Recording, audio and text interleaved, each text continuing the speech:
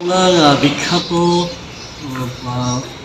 Murder case, যেটার মধ্যে কালিকা জুয়েলার্সের মামলা নামই বিখ্যাত এটা।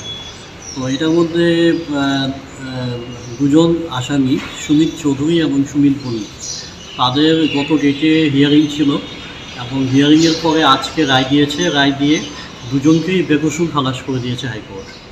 এই কেসের মধ্যে অভিযোগ ছিল যে বোধিসত্ত্ব দাস নামে একজন ইউকো ব্যাংকের ম্যানেজারকে এরা এবং শোয়েব মিয়া এবং সুকান্ত নামে আরেকজন, এরা চারজনে মিলে রাত্রিবেলা জ্যাকসন গেটের সামনে মার্ডার করেছিল। এটা ছিল অভিযোগ। এই অভিযোগের পরিপ্রেক্ষিতে ট্রায়াল হয়। ট্রায়াল হওয়ার পরে চারজনকেই যাবজ্জীবন দেওয়া হয়।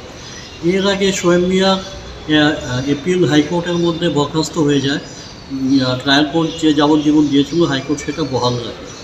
আমরা সুমিত চৌধুরী এবং সুমিত বণিকের যে আর্গুমেন্টটা আজকে হলো, তার মধ্যে আমি আজকে সুমিত বণিকের পক্ষে ছিলাম এবং সুমিত চৌধুরীর পক্ষে ছিলেন senior advocate DN Majumdar sir. তো আমরা আমাদের আর্গুমেন্ট শোনার পর হাইকোর্ট এদেরকে আজকে বেকসুর খালাস দেন। মূল যে মুদ্রাটা যেটা ছিল যে সেকশন 34, অর্থাৎ কমন ইন্টেনশন, অর্থাৎ আমরা মানে এটা আইনটা হচ্ছে যে যদি কোনো একটা অফেন্স হয় এবং এটার মধ্যে যদি একাধিক ব্যক্তি জড়িত থাকে, কেউ যদি কিছু নাও করে, তাহলে সেকশন 34 দিয়ে তাকে মানে শাস্তি দেওয়া যায়। তো প্রশ্নটা ছিল যে 34টা এদের বিরুদ্ধে অ্যাপ্লাই হবে কি হবে।